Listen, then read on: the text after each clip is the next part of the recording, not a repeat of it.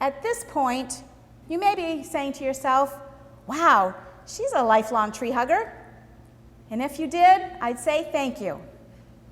But I will tell you that my environmental conscience only awakened about 25 years ago. Actually, about 25 years ago, next month to be exact. I went on my first date with Tom Szelog. We went out to dinner, and like most first dates, we got to know each other. When Tom started telling me about his career, his work, he spoke with a passion that I have never experienced from anyone ever. He had a purpose behind what he was doing. He had vision for how he wanted to make a difference with his photographs. It was very inspiring, very moving. As we continued to date, I started accompanying him out in the field when he would take wildlife and nature photographs.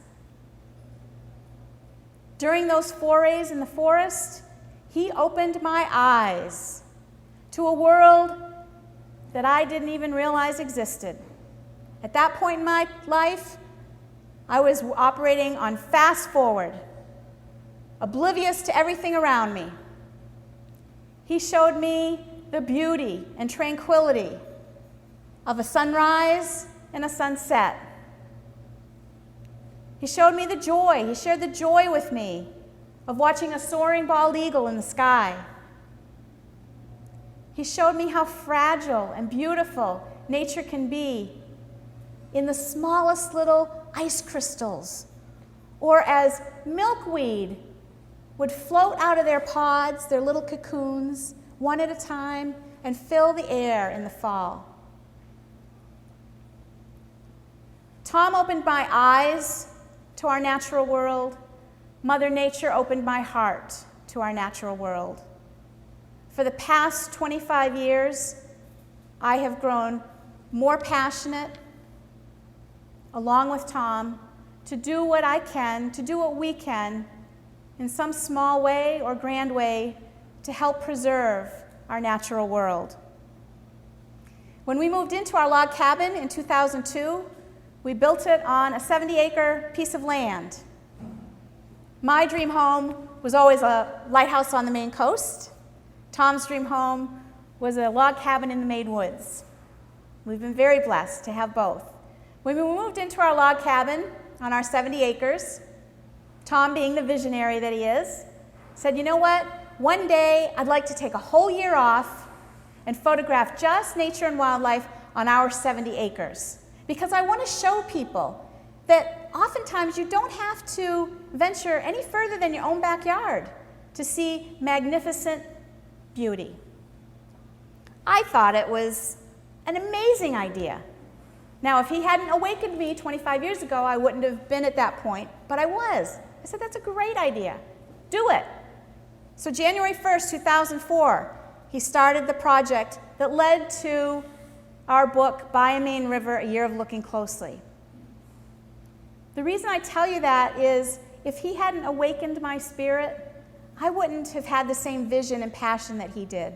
His goal was to create one photograph of nature and wildlife taken on our 70 acres to represent each week of the calendar year. That project, and the reason I tell you about this project is that project fueled our passion even more. We saw so many and witnessed so many amazing things on our 70 acres in that year that when we were done with that project, we said, we need to look beyond our own backyard now. What can we do on a larger scale? And that led us to developing our Maine Woods National Park photo documentation project. I share our love story because it's evidence to the power of nature if we allow it into our lives. Imagine a society that lacks the compassion to save life, human and wild. We in Maine have an opportunity to demonstrate vision, leadership, innovation, and compassion. Imagine a world without the cougars and caribou. The same thing can happen to moose, Canada lynx, bear, and other species in Maine if we don't take responsibility. That's what it's all about. Each one of us finding the compassion from within to put aside our differences and greed. The national park would not take all of Maine's land. There still would be plenty to support various industries, recreation, and hunting, among other things. In 2007, Tom and I founded the Maine Woods National Park Photo Documentation Project, which provides inspiration, education, and motivation through photographs and words to encourage society to work together in the spirit of cooperation to create the Maine Woods National Park for the benefit of nature, wildlife, our planet, and all mankind. The project is not about politics or government, and that's what makes this project unique. Yes, the project believes the National Park Service is the best equipped agency to undertake such an endeavor. But what this project really is about, what gets at the heart of this project and the betterment of our earth, can be summarized in one word: life. We are putting a face to the wildlife within the proposed Maine Woods National Park.